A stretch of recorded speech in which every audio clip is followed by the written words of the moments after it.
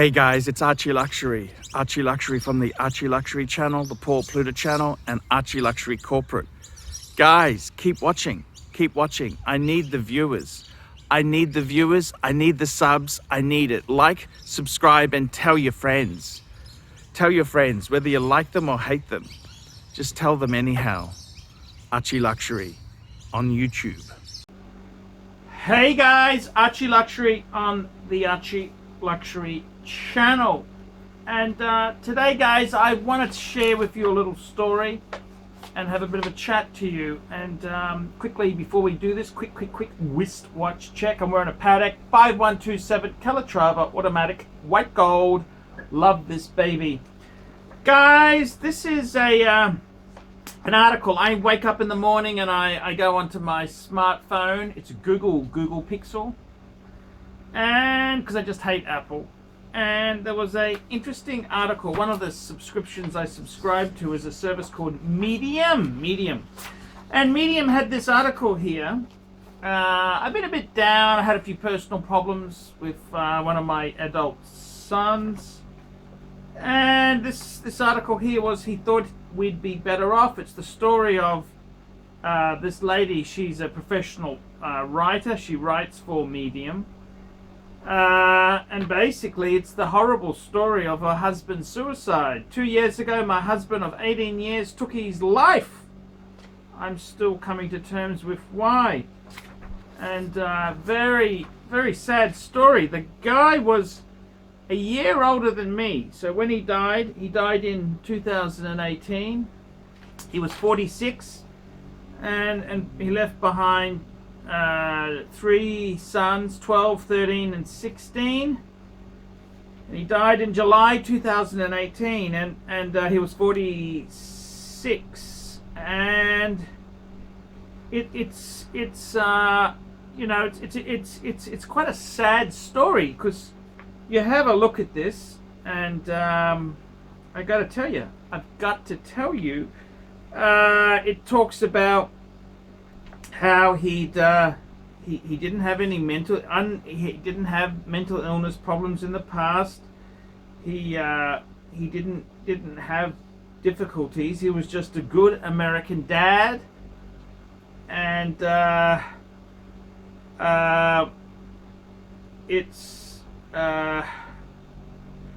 he basically he took his own life. 16% of people take their own lives due to financial or job problems. And what kind of happened with this guy here? It's not just an instant he was unemployed. It's a long story. He was university educated, quite a nice, handsome guy there. He how do I put this? He was kind of between gigs. He'd been unemployed for 12 months, and he was doing Uber. He was doing Uber as filler, and it's a sad story. Basically, very,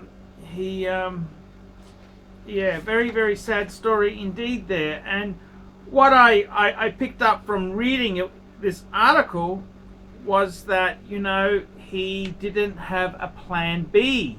He was really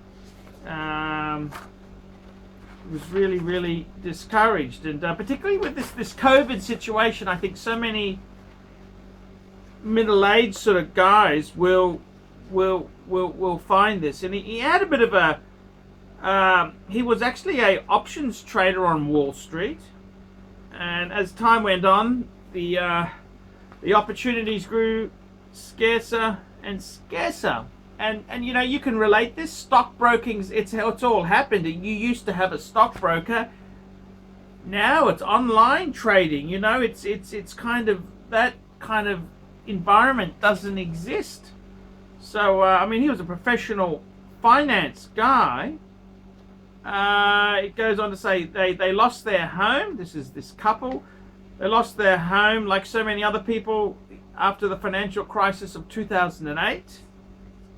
A year before that, I went out one morning to drive the kids to school, and my Suburban, that's the Chevy Suburban SUV, was missing.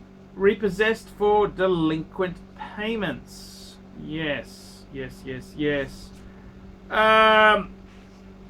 Anyhow, you know, she went back to work as a full-time writer, but it barely covered the hockey fees, groceries, occasional dinner out, and health insurance. Yes, yes, yes, yes. He refused to talk about our financial life as his unemployment ticked by month. I'm handling it, he would say. Yes, indeed.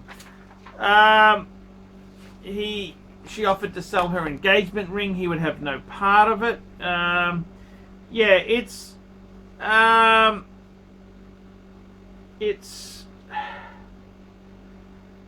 tough gig. It's a very tough gig there. He'd been let go 9 times in 18 years. Yes. It just goes on to show there. This is what happens to a lot of guys in this world. We've had such huge technological changes. You have a job or a career or a profession. See, in our parents' days, you could have a job for life. You could just have to turn up in the morning and be polite. You'd have a job for life. Unfortunately,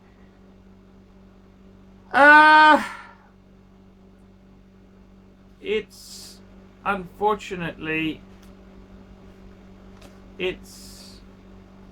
kind of yeah. It takes a lot. A lot of men find it very hard. This is worse than silly, tragic. Okay. After drinking too much wine one night, this is the lady, she told him how proud I was that he was driving Uber while job hunting. He told me he didn't want to talk about it. Maybe he thought I was being sarcastic, but I wasn't. He felt ashamed and told the children he was consulting. Pride. See, this is it's a very much a pride thing. He also he had a small BMW. So if you look at his age, I've worked this out, which he'd bought in year 2000. So he would have been year 2000. I was in year 2000. I was 28. He'd be 29 years old. See, late 20s. Winner, chicken dinner. His career is doing well. He's an options trader. Bought a nice little Beamer. And he was using the Suburban for Uber because with a larger money you can get more tips and trips. Well, get more trips. It's very sad, very, very sad indeed there. So he couldn't handle it. He couldn't handle the fact that he was finding it so hard to survive. And I got to be completely honest with you there. You know, the women folk can be very, very nasty to us men folk when things aren't working out well. They can be extremely difficult. They can be hard. And what happened? He just couldn't handle it. He owed money to the IRS. He was quite depressed. Opportunities weren't coming. This is pre-COVID. He was kind of washed out. He was washed out. And you know, this is what happens. This is what happens to adults when you wear the big boy pants. He was a 46 years old. I mean, he's still young. That's very young. But it just shows you the pressure he had there.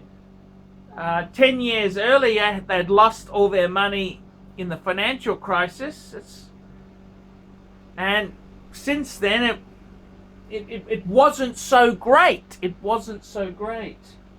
And I'm gonna have a little scotch here.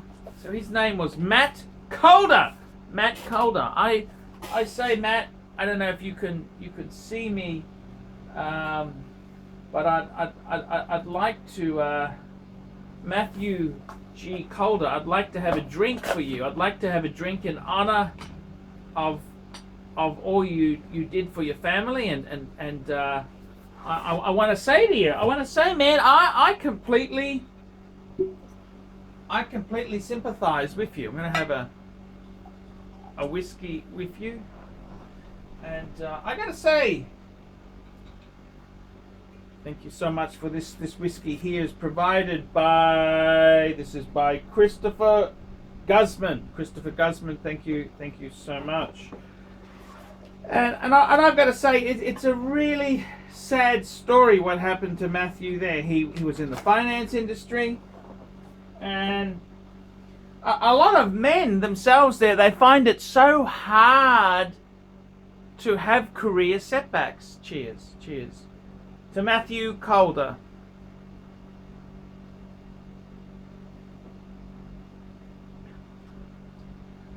They find it very, very hard to have these setbacks. And I got to be totally honest with you. I really empathize with him. I mean, I've never I've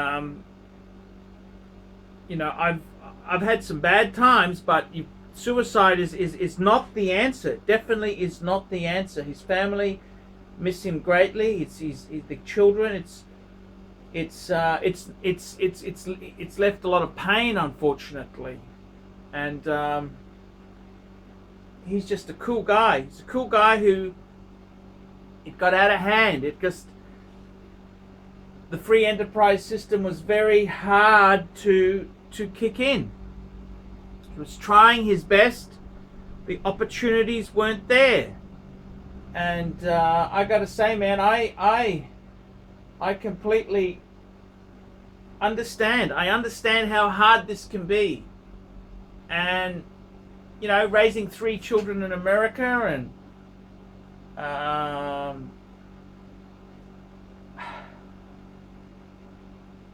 I don't know what to say. It's very tough. Very, very, very, very hard indeed there. I feel incredibly sorry for his wife and children there. It's really, really sad. And I've had a few careers myself in the IT industry. I've been in IT. I did desktop support.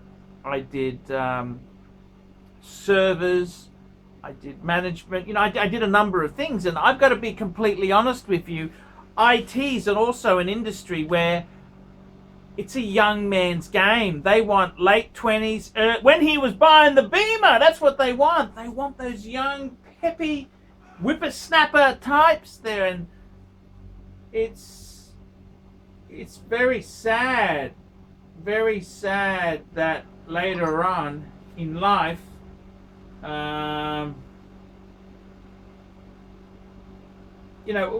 it's very sad in life when things don't always work out. He should be in the prime. Your late 40s, you should be firing on all cylinders. But instead we've had job cuts, layoffs, and huge industry. Technology has changed that whole financial services industry.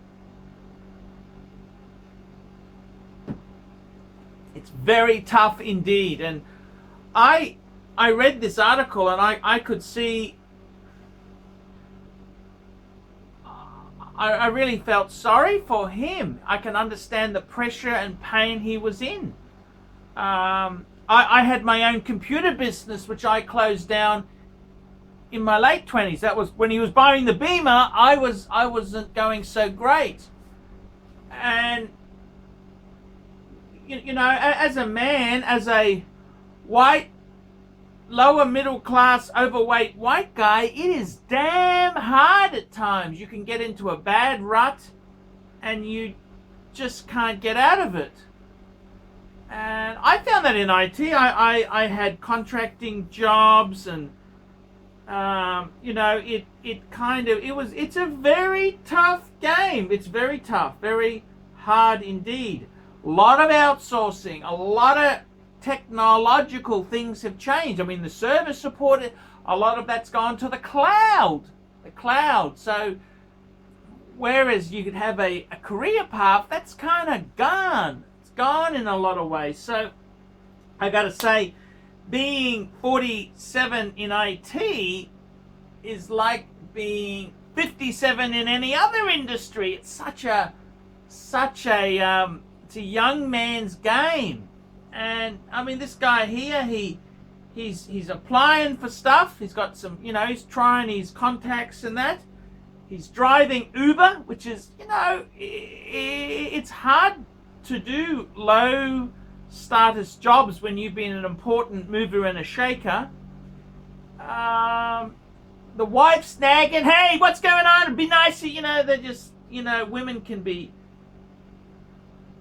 very, very bitchy at times there. And I gotta say, I understand exactly the pain he's gone through. I really do. I understand his pain.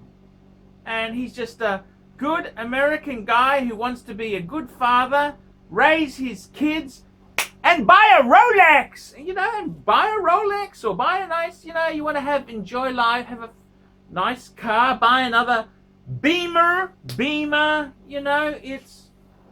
it's kind of, it's just so sad. I mean, you try your best in life, and sometimes life can be very hard. And I got to say, with this COVID, you're going to see so many small businesses go to the wall. So many things. I mean, the world is hard. You can have divorce. You can have financial troubles. Your career can get major setbacks. These are all very, very tough things. And you've got children and a wife. You're trying to claw forward, and it's impossible. It's very, very impossible. And sometimes there's no light at the end of the tunnel. You're constantly applying for things, and you do an Uber, and people treat you like garbage. I've driven taxis, for God's sake. I drove taxis. I was in my early 30s. I was sick of applying for IT work. I thought, and it's very hard when you've had a position, a kind of a nice upper middle class job, and then you're down the bottom doing Uber or driving taxi cabs. You don't realize how difficult it is. And financial services industry is shocking. I gotta say, my own good friend, I really love Donny Haynes. And after reading this article, I understand for Donny, he's an Ivy League graduate. I mean, the guy is smart. And, the financial services industry has been very tough. It's been horrendous. And it's you're trying to claw your way. He's only a young guy, and before you know it, it's very tough. So I really do. I got to be honest with you. I think that story was incredibly sad. He lost his money in the '08, so he must have been highly geared, and margin loans and stuff like that. It sounded like a bit risky investments. And I think he just that whole industry's been rather shite. It's been rather shite, and it's hard to claw forward. You got raising 3 kids. You got a wife who's doing a bit of a part-time gig, and it's damn hard. It's very, very, very hard. I can't think of anything worse than that. And I really feel sorry for the poor guy. I think, man, he's just a good, honest guy. He's a salt of the earth guy who just wanted to help his children, and this is how depressed and saddened he was. And I gotta say, I find it very, very, very sad. I read his story, and he had a Beamer in 2000. I mean, that's not a cheap. Okay, I know cars are cheaper in America than Australia, but it's still it's a very successful thing to have. It would be an E46 if it was the year 2000, and it kind of life didn't. It just was very, very vicious, very tough, and unfortunately with this COVID, I think we're going to see so many middle-aged, middle-class men be thrown onto the scrap heap. It's very, very tough times, and I've got to be honest with you, absolutely shocking. Suicide is never the option. You just, honestly, all you can do is try your best. And I've got to say, it is very hard when you're married. Wives don't often say to you, hey man, you're trying your best, I love you. They're always, clawing for the next, oh, why can't we do this? I want to go on holiday. I want to do this. I want to do that. They are very demanding creatures at times. And I got to be totally honest with you. I think sometimes they are pretty lousy. Some wives out there are pretty damn lousy. They don't understand the sacrifices and the hardship, and how most of us guys out there, we just want to provide for our families, feed, clothe, educate our children. That's what we want to do. We want the best for them. And it can be so hard at times. It can be so hard. And I got to say, man, I really feel sorry for him. I'm going to put some links down below. You can see his some details. I'll put the article. There's also a crowdfunding thing for him. I feel, he's just a good, honest bloke who trying his best for the kids, and life. He just felt there was no way out. He felt there was no way out. And it's really affected me. I read this story this morning. I thought, wow, that's pretty damn hard. It's pretty damn hard. And I gotta say, mental health for guys, it's pretty hard when you're going into middle age. It's hard. It's hard.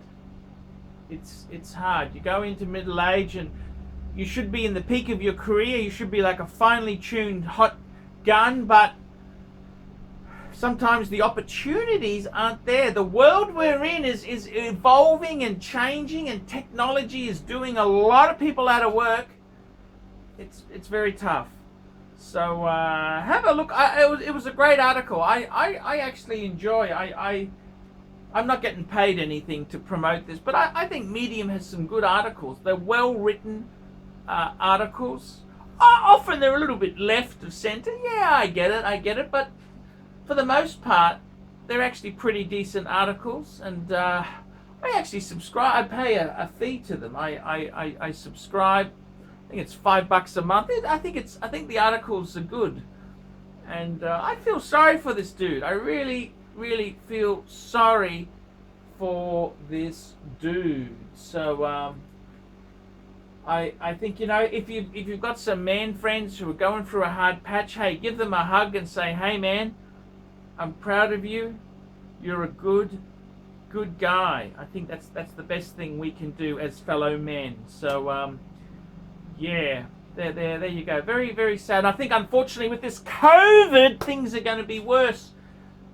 Businesses are going to close. It's just a terrible time that we're in there. Okay guys, I'm going to wrap this video up.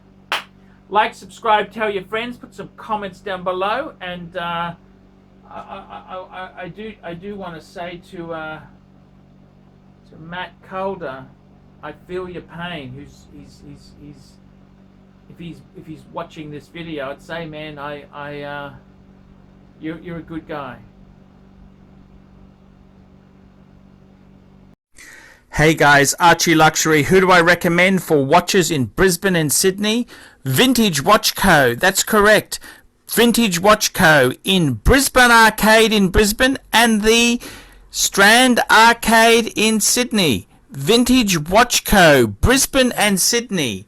Ronnie, I've known him since the late 90s. Ronnie is a top bloke. Luke is a great guy. Vintage Watch Co. That is who I recommend in Australia. Check out Vintage Watch Co. and the guys' amazing range of watches. They also do service and repairs. Vintage Watch Co. That is where the Pontiff goes. You know, some of my Pateks came from Vintage Watch Co. That's right, guys. Vintage Watch Co. Hi guys, Archie Luxury, and who do I recommend in America? In America, who do I recommend for quality pre-owned wristwatches? David SW, David SW, David SW. Go to davidsw.com. He is the best, the greatest pre-owned dealer in all of the United States of America. David SW, David SW, David SW.